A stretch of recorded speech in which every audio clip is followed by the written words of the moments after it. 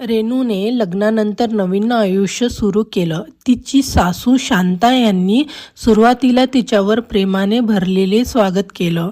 पण काही महिन्यांनी परिस्थिती बदलू लागली. रेणू ऑफिसमधील ताण, नवीन जबाबदाऱ्या आणि स्वतःच्या निर्णयावर दबाव यामुळे घरात पूर्वीसारखा वेळ देऊ शकत नव्हती. शांता हळूहळू प्रत्येक निर्णयावर टीका करण्यास लागली.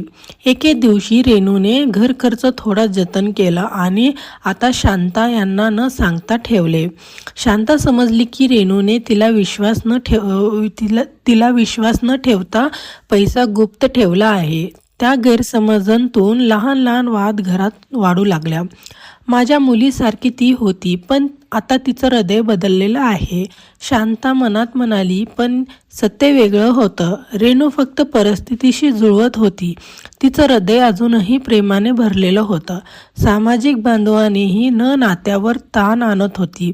रेणूच्या स्वातंत्र्याची इच्छा आणि सासूबाईच्या घराचे नियम यामध्ये संघर्ष निर्माण झाला.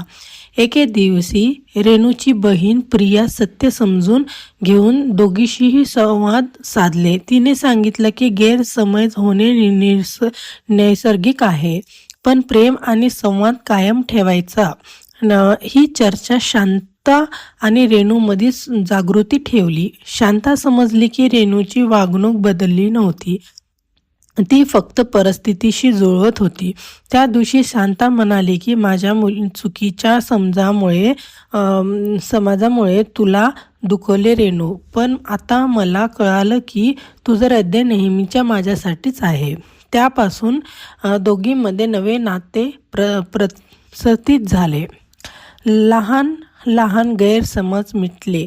घरात हसरे वातावरण आले आणि सासू सुनेचे नातं अधिक दृढ़ बनले. आशा करती हूँ कि आपको कहानी पसंद आई होगी. चैनल को लाइक एंड सब्सक्राइब ज़रूर करना. देखने के लिए धन्यवाद.